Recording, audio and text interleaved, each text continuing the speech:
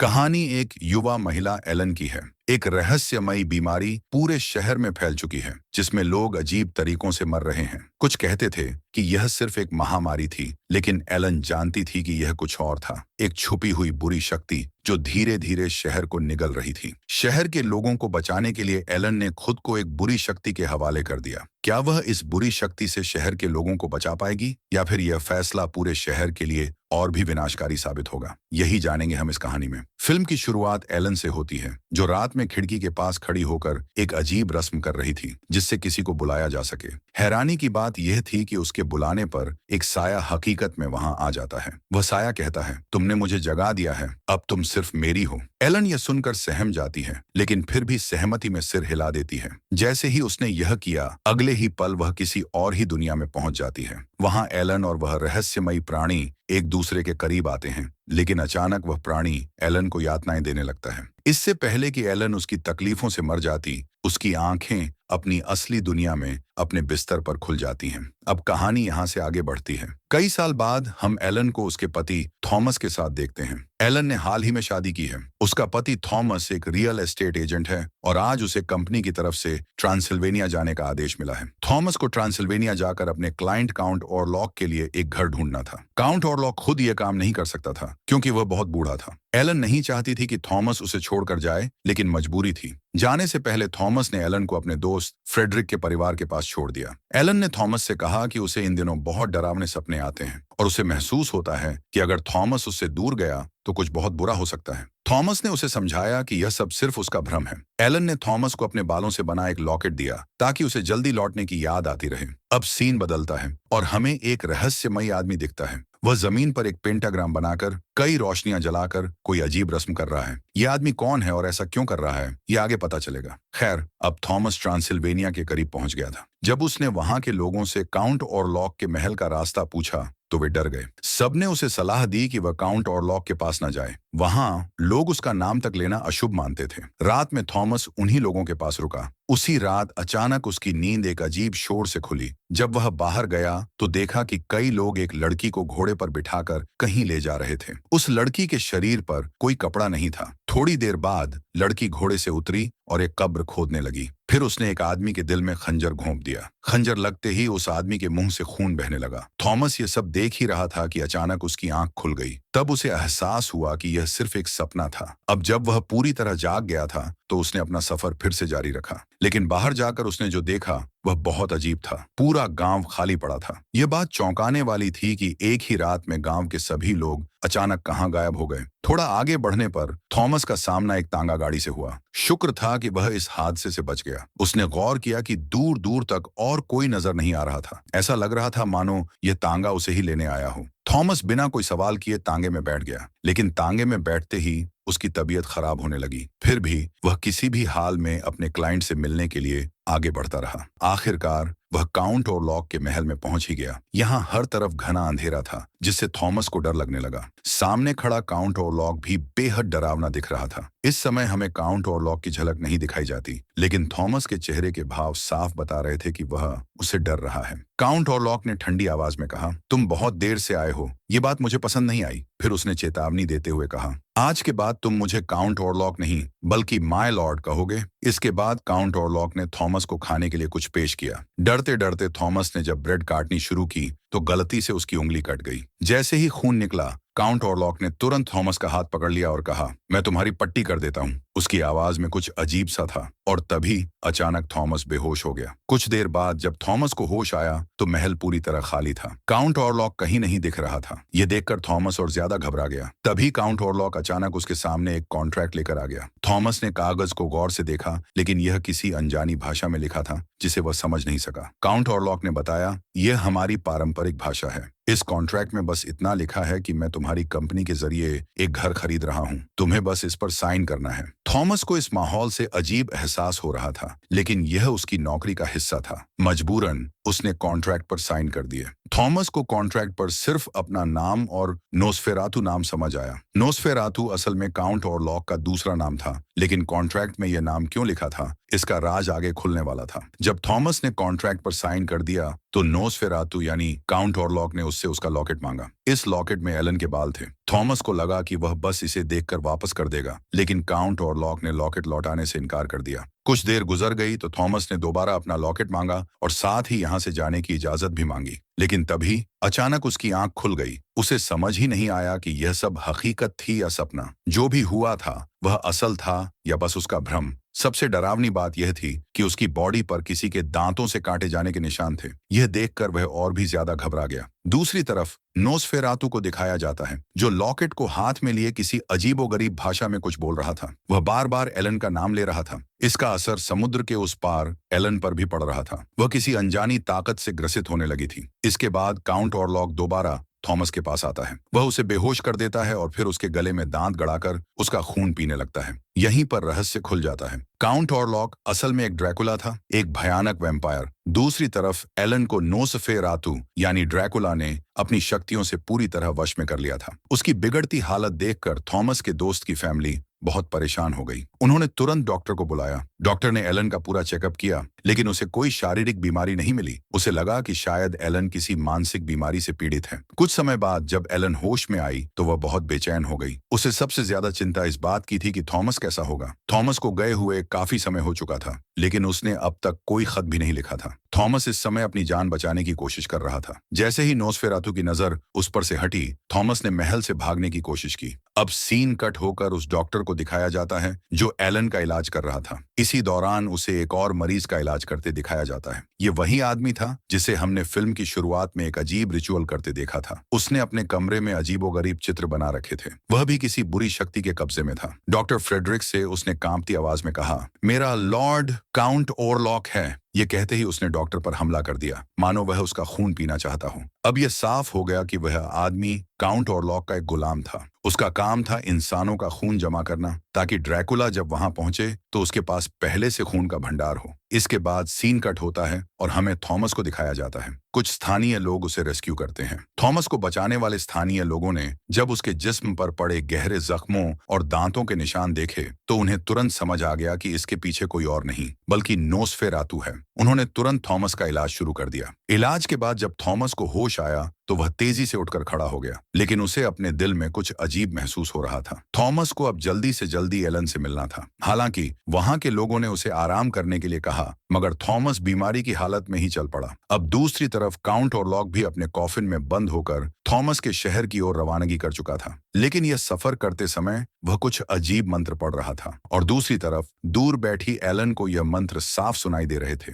इधर वह आदमी जो काउंट ऑरलॉक की पूजा करता था, उसे भी एहसास हो गया कि उसका लॉर्ड अब रास्ते में है। अब हमें थॉमस के शहर की ओर जाने वाला एक जहाज दिखाया जाता है। इस जहाज में हजारों चूहों ने तबाही मचा दी थी। ये वही डरावनी तबाही थी जो अब जल्द ही थॉमस के शहर तक फैलने वाली थी, क्योंकि जहां भी काउंट ऑरलॉक जाता है वहां पर प्लेग यानी महामारी और बीमारी अपने साथ लेकर आता है। अब जहाज के अंदर चूहे एक एक करके सभी यात्रियों और क्रू मेंबर्स को मारने लगे। इसी दौरान एक आदमी समझ गया कि ये चूहे दरअसल काउंट ऑरलॉक के कॉफिन से निकल रहे हैं। वह तेजी से भागकर काउंट ऑरलॉक के कॉफिन के पास पहुंचा और उसे मारने की कोशिश की, लेकिन जैसे ही उसने कॉफिन खोला, काउंट ऑरलॉक अचानक जाग उठा और उसने उस आदमी को ही पकड़कर मार डाला। दूसरी तरफ एलन का इलाज करने के लिए डॉक्टर फ्रेडरिक के साथ एक और डॉक्टर आ चुके थे। अब एलन को बांध कर रखा गया था ताकि वो खुद को नुकसान न पहुंचा सके। एलन ने डॉक्टर को बताया, कभी कभी मुझे ऐसा लगता है कि मेरी आत्मा इस दुनिया को छोड़कर कहीं और चली जाती है। अब तो मुझे भविष्य में होने वाली चीजों का पहले से ही पता चल जाता है। मुझे अजीब अजीब आवाजें सुनाई देती हैं, जैसे कोई मेरे कान में फुसफुसा रहा हो, लेकिन मैं समझ नहीं पाती कि वो क्या कह रहे हैं। साथ ही एलन को बहुत डरावने सपने आते थे, जिनसे वो हर बार डरकर जाग जाया करती थी। बात करते करते अचानक एलन की हालत बिगड़ने लगी। उसके शरीर में जोर जोर से झटके लगने लगे। डॉक्टर फ्रेडरिक ने तुरंत उसे एक निडल दी, मगर एलन को इसका कोई दर्द महसूस नहीं हुआ। इसी पल डॉक्टर फ्रेडरिक को समझ आ गया कि एलन की आत्मा इस दुनिया से कहीं और जा चुकी है। अब उन्हें यकीन हो गया था कि एलन को कोई मानसिक बीमारी नहीं है, बल्कि उसे किसी रहस्यमयी शक्ति ने काबू में कर लिया है। जब डॉक्टर फ्रेडरिक ने यह बात दूसरे डॉक्टर और थॉमस के दोस्त को बताई तो उन्होंने इसे मानने से इनकार कर दिया। रात के बीच में अचानक एलन को होश आ गया। जागते ही वो तेजी से दरवाजे की तरफ दौड़ी और दरवाजा खोल दिया, लेकिन दरवाजे के बाहर उसने जो देखा उससे उसका दिल दहल गया। वहां थॉमस बेहोश पड़ा हुआ था। ठीक इसी समय काउंट ऑरलॉक की खस्ताहाल जहाज शहर के पोर्ट पर आ चुकी थी। जैसे ही जहाज रुकी, सैकड़ों चूहे उसमें से निकलकर पूरे शहर में फैल गए। अब महामारी और खौफ का साया पूरे शहर पर मंडराने लगा था। वहीं वह आदमी जो काउंट ऑरलॉक की पूजा करता था, वह भी अपने सेल से भागकर अपने लॉर्ड यानी काउंट ऑरलॉक से मिलने के लिए दौड़ पड़ा। अब दूसरी तरफ थॉमस का दोस्त और डॉक्टर फ्रेडरिक उसके इलाज में जुट चुके थे, लेकिन शहर की हालत दिन ब दिन बिगड़ती जा रही थी। चूहे पूरे शहर में बीमारी फैला चुके थे, लोग मर रहे थे, खाने पीने की कमी हो चुकी थी और हर तरफ भय का माहौल था। अब हमें काउंट ऑरलॉक और उसके गुलाम की बातचीत सुनाई देती है। काउंट ऑरलॉक ने कहा, मैं एलन को जबरदस्ती अपने साथ नहीं ले जा सकता। मुझे ऐसा करना होगा कि एलन खुद मेरे साथ चलने के लिए तैयार हो जाए। उसका गुलाम सिर झुकाकर बोला, जैसा आपका हुक्म नोसफेरातो। यहाँ हमें सच्चाई का पता चलता है। लैटिन भाषा में नोसफेरातो का अर्थ वैम्पायर होता है। यही वजह थी कि काउंट ऑरलॉक के असली नाम की जगह कॉन्ट्रैक्ट पर नोसफेरातो लिखा गया था। शहर में तेजी से बढ़ती मौतों ने डॉक्टर फ्रेडरिक और उनके साथी डॉक्टरों को बड़ी मुसीबत में डाल दिया। डॉक्टरों ने देखा कि मृत लोगों के शरीर पर चूहों के काटने के निशान तो थे ही,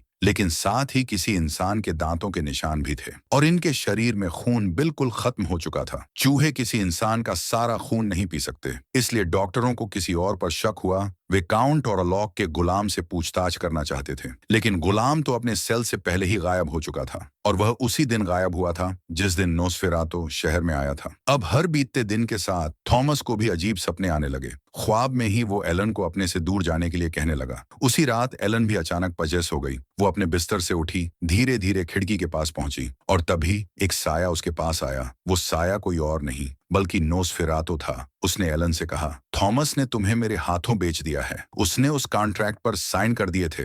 एलन ये बात मानने को तैयार नहीं थी और सच तो यह था कि थॉमस ने उसे किसी को बेचा ही नहीं था, लेकिन नोसफेरातो ने धोखे से जिस कॉन्ट्रैक्ट पर थॉमस से साइन करवाया था, असल में वही कॉन्ट्रैक्ट एलन को उसके हवाले करने का सौदा था। अब नोसफेरातो एलन से कहता है, तुम्हारे पास सिर्फ 3 दिन हैं, तुम्हारे पास सिर्फ एक ही चॉइस है, या तो तुम मेरे पास आ जाओ या फिर अपने अपनों को खोने के लिए तैयार हो जाओ। ये सुनकर एलन घबरा जाती है, लेकिन नोसफेरातो की बात यहीं खत्म नहीं होती। वो एक और अजीब बात कहता है, तुम भी जानती हो कि तुम पूरी इंसान नहीं हो और इंसानों के साथ तुम अपनी पूरी जिंदगी नहीं बिता सकती, इसीलिए शराफत से मेरे पास आ जाओ, तुम्हारी जिंदगी भी आसान हो जाएगी। लेकिन एलन हिम्मत नहीं हारती। वो साफ कह देती है, अब मैं सिर्फ थॉमस से प्यार करती हूँ और इस वक्त मेरी जिंदगी में थॉमस के अलावा कोई और नहीं आ सकता। जैसे ही एलन यह कहती है, अचानक उसकी आंख खुल जाती है। उसे समझ नहीं आता कि ये सब हकीकत थी या ख्वाब, लेकिन जब वो अपने पास लेटी थॉमस के दोस्त की पत्नी को देखती है तो उसका पूरा शरीर चूहों के काटने से छलनी हो चुका था। ये बहुत ही डरावना और खौफनाक मंजर था। सुबह होते ही डॉक्टर फ्रेडरिक अपनी पत्नी की मौत पर बेहद दुखी था। उसने एलन से कहा, उसके शरीर पर सिर्फ चूहों के काटने के निशान नहीं थे, बल्कि किसी इंसान के भी काटने के निशान थे।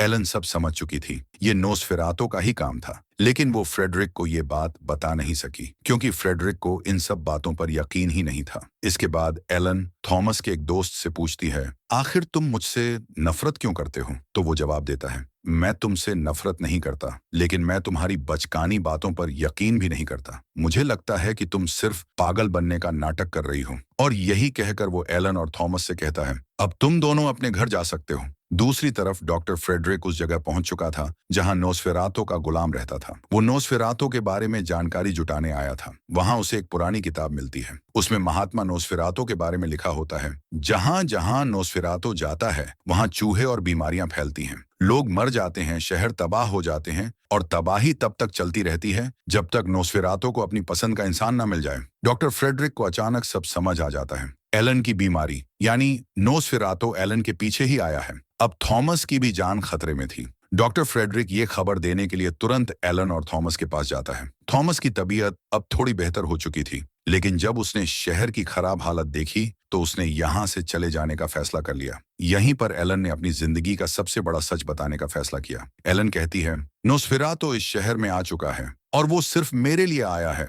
थॉमस चौंक जाता है। फिर एलन बताती है कि उसके पास कुछ साइकिक शक्तियां थीं, जिसकी वजह से मैं इंसानों के अलावा दूसरी शक्तियों से भी संपर्क कर सकती थी। इन्हीं शक्तियों का इस्तेमाल करके मैंने नोस्फेरातो को बुलाया। ये वही सीन था जो हमने मूवी की शुरुआत में देखा था। एलन बताती है, शादी से पहले मैंने नोस्फेरातो से एक सौदा किया था। मैंने उसे अपना आप सौंप दिया था, लेकिन फिर थॉमस उसकी जिंदगी में आ गया। उसे थॉमस से प्यार हो गया और उसने शादी कर ली। इस सब में वो नोस्फेरातो से किया अपना वादा भूल गई और अब नोस्फेरातो अपना वादा पूरा करवाने आया था। ये सब बताते ही एलन की तबीयत अचानक बिगड़ने लगती है। उसका शरीर कांपने लगता है। उसकी आंखें ऊपर की तरफ मुड़ जाती हैं। वो पूरी तरह किसी ताकत के कब्जे में आ चुकी थी। लेकिन थॉमस ने उसे अकेला नहीं छोड़ा। उसने एलन को कसकर गले लगा लिया और वादा किया, मैं तुम्हें कभी नहीं छोड़ूंगा। और यहीं ये दोनों देर तक एक दूसरे के साथ रहते हैं। दूसरी तरफ डॉक्टर फ्रेडरिक नोस्फेरातो को खत्म करने की खोज में लगे हुए थे, लेकिन उन्हें पता चलता है कि नोस्फेरातो को खत्म करने का सिर्फ एक ही तरीका है,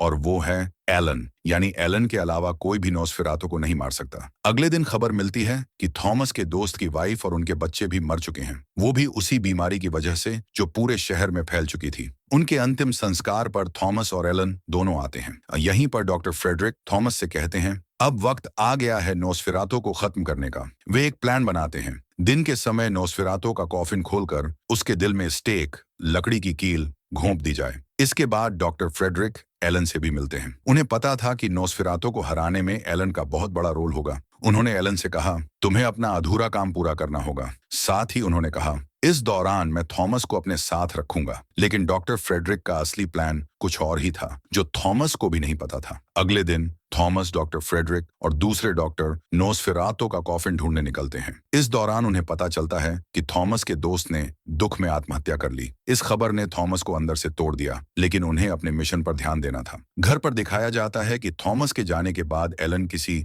दुल्हन की तरह सज जाती है। इधर थॉमस और उसके साथी नोस्फेरातो का कॉफिन ढूंढ लेते हैं। वे उसके अंदर स्टेक, लकड़ी की कील घोंप कर नोस्फेरातो को मारने की कोशिश करते हैं। लेकिन जब कॉफिन खोला जाता है तो पता चलता है कि अंदर नोस्फेरातो नहीं, बल्कि उसका गुलाम था। असल में नोस्फेरातो इस समय एलन के बुलावे पर उसके पास जा चुका था। नोस्फेरातो के सामने आते ही एलन कहती है, अब मैं अपना अधूरा वादा पूरा करना चाहती हूँ। अब मैं सिर्फ तुम्हारी हूँ। यह सुनकर नोस्फेरातो उसे गले लगा लेता है और उसकी छाती पर स्टेक रखकर उसका खून पीने लगता है। खून पीते पीते वह पूरी तरह खो जाता है और इसी बीच सुबह हो जाती है। सूरज की पहली किरण जैसे ही नोस्फेरातो पर पड़ती है, वह जलने लगता है। धीरे धीरे वह पूरी तरह राख में बदल जाता है और मर जाता है। नोस्फेरातो के मरते ही एलन आजाद हो चुकी थी, लेकिन उसका खून पूरी तरह खत्म हो चुका था। कमजोरी की वजह से वह धीरे धीरे बिस्तर पर गिर जाती है और वहीं उसकी मौत हो जाती है। जब थॉमस घर लौटता है तो उसे नोस्फेरातो और एलन दोनों की लाशें मिलती हैं। यह देखकर थॉमस पूरी तरह टूट जाता है।